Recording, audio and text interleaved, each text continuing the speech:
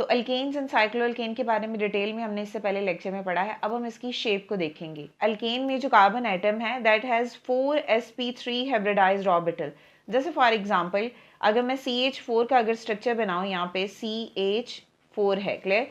तो CH4 का मतलब क्या है कि यहाँ पे बच्चों ये कार्बन है, क्लियर है। तो यहाँ पे हमारे पास ये हाइड्रोजन है, क्लियर।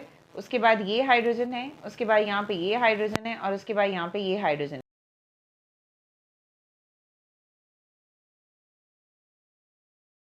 तो ये 4 बॉन्ड बनेंगे, ठीक है।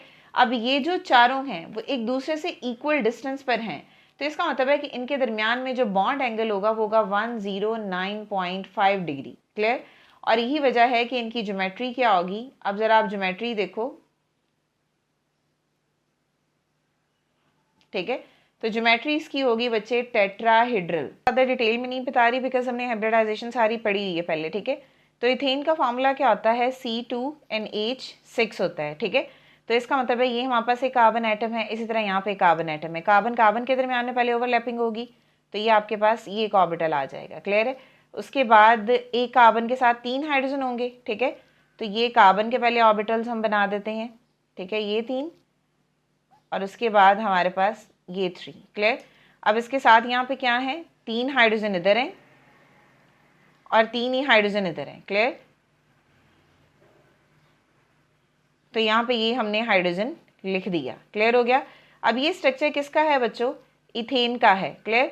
अब इसमें ये भी सिग्मा बॉन्ड है, ये भी सिग्मा बॉन्ड है, ये भी सिग्मा बॉन्ड है, ये भी सिग्मा बॉन्ड है, ये भी सिग्मा है, ये भी सिग्मा है, और ये भी सिग्मा है।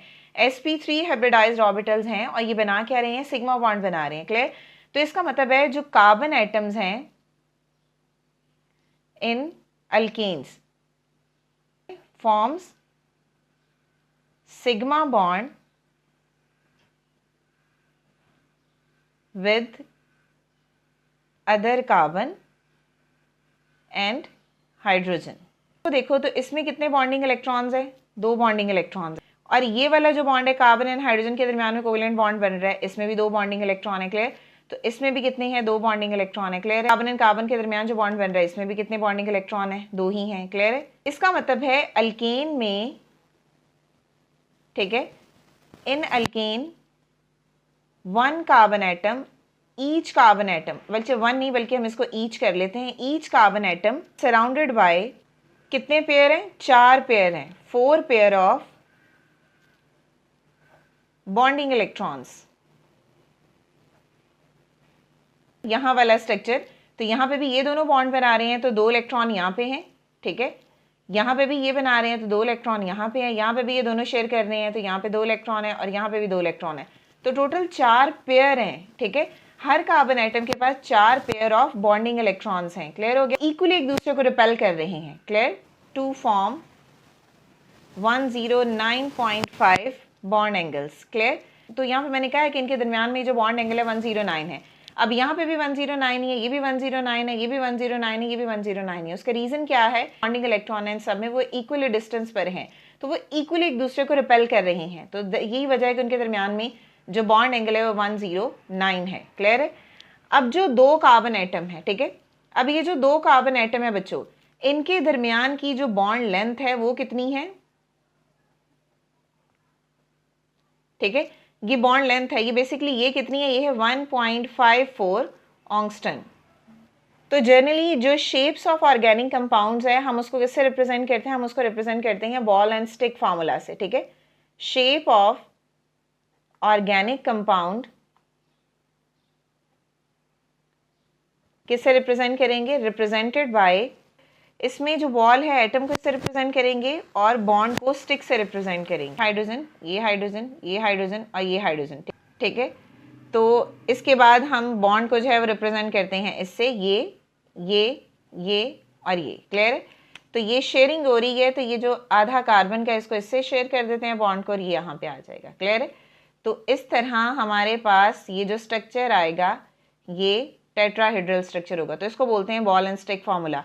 एटम को हम बॉल से, ये हमारा क्या है, ये बॉल है, और ये जो बॉन्ड है ये बेसिकली क्या है, ये स्टिक है, ठीक है। तो ये बॉल एंड स्टिक फार्मूला है, क्लियर है। तो बाकी जितने भी स्ट्रक्चर्स हैं आपकी बुक में मेंशन है, इसी तरह आपने उसको बनाते जाना है। एटम को आपने बॉल से रिप्रेजेंट करना है, यानी सर्कल बना देना है, और बॉन्ड की जगह आपने लाइंस लगा देनी है, जिसको हमने स्टिक कहा है, ठीक है। चलो अब नेक्स्ट देखते हैं। नेक्स्ट है साइक्लोअल्केन। तो साइक्लोअल्केन में बेसिकली क्या होता है, साइक्लिक कंपाउंड्स बनते हैं। साइक्लिक का मतलब क्या होता है कि जिसमें carbon atom of a molecule are arranged in the form of a ring, clear.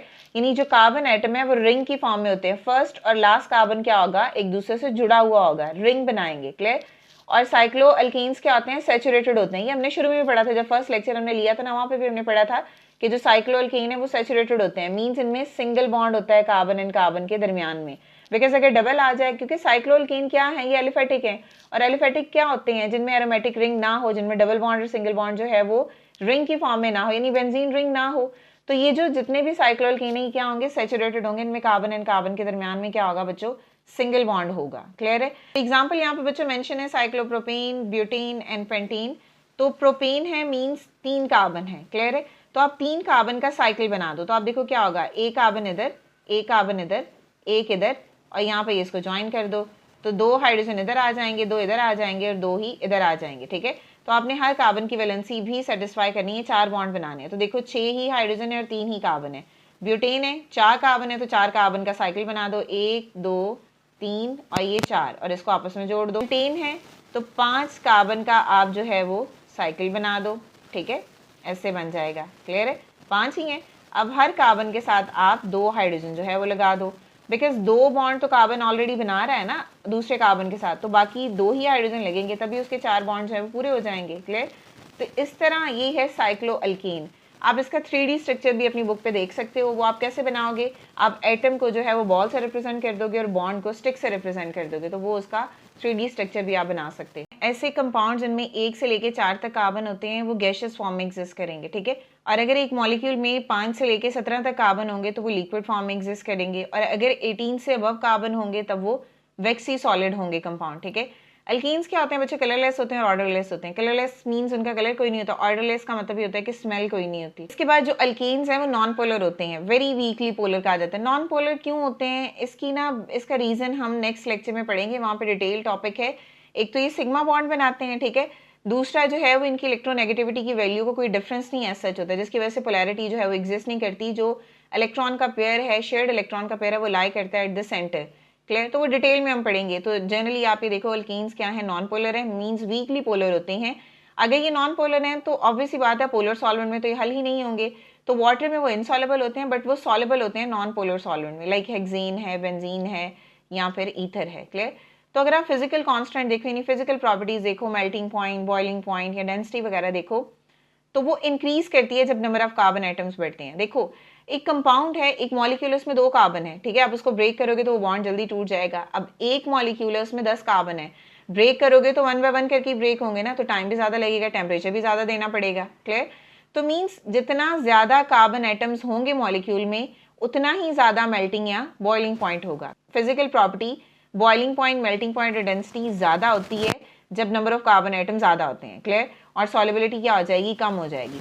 तो आप ये कह सकते हैं कि जब मॉलिक्यूलर मास बढ़ता है तो सॉल्युबिलिटी क्या होती है बच्चों, डिक्रीज होती है। फॉर एग्जांपल अगर हम स्ट्रक्चर देखें ना, जैसे स्ट्रक्चर स्ट्रेट चेन भी होते हैं, ब्रांच में भी होते हैं, तो ये देखो तो जो स्ट्रेट चेन स्ट्रक्चर होते हैं ना, उनका बॉइलिंग पॉइंट ज्यादा होता है एज कम्पेयर टू ब्रांच से, क्लियर।